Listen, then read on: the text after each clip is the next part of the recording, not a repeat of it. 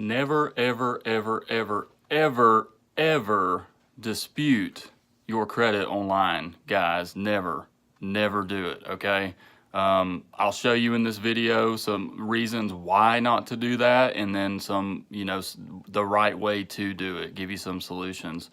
All right, so this episode number 4 of Credit Repair Secrets. If you would, please take just a second, like this video, subscribe to my channel, and we'll get rolling. All right, so there's 3 key reasons why you should never, ever dispute credit online. Okay, I'm just going to break it down for you as easy as I can.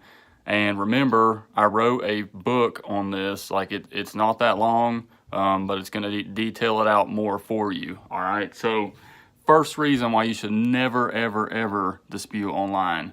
Okay, you are completely blowing your timeline. All right, the Fair Credit Reporting Act gives us 30 days from the time that they receive that letter to respond to us. Okay, so whenever you're waiving your rights, okay, completely to that, they can actually have up to 45 days, and you literally have no proof or evidence or nothing that you ever actually sent them or started that time clock. Okay, let's move past that. All right. Second biggest reason is whenever you dispute online, you're filling out an online form, and doing so completely shortcuts the whole entire system for them. Okay, I know I've not really gone over how to dispute your credit or anything bad on your credit, whatever negative marks, but I'm telling you, if you do it online, you're making it easier for them because they're going to plug it into an electronic system anyways, and it takes them time to do that. Okay, so if you go ahead and do it for them, what's the point of even doing it? All right, that's number 2. Number 3, I'm going to go back into waiving your Fair Credit Reporting Act rights. Okay, and there's multiple reasons for that. There's something in place called FACTA, and in Section 611A8 of the Fair Credit Reporting Act, essentially, it is allowing the creditors to do a couple things whenever you dispute online. All right, they do not have to forward your dispute to the actual creditor. Okay, now that may not seem like a big deal, or you may not really understand that, but I'm telling you, if they do not have to forward it to the creditor and your dispute is resolved, it's taken off your report, guess what happens in 30 days whenever they report again? It comes right back on. You have to do the whole thing all over again, but you can't because you waived your right to do that. Okay, also, you have to have written proof. Okay, you've got to have written proof in the event that you actually have to do something of legislation with this. Okay, the biggest key here, and this is something I was going to do another video, but I got to get it out now.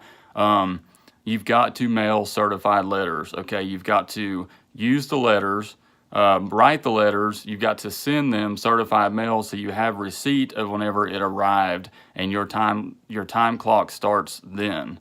Okay, whenever they sign for that package. To all 3, you got to do all 3. I'm going to go into more of that later, but I just really got to have you guys understand, like, I saw a post about somebody disputing their credit online, and I'm like, what in the world are you doing? I about lost my mind.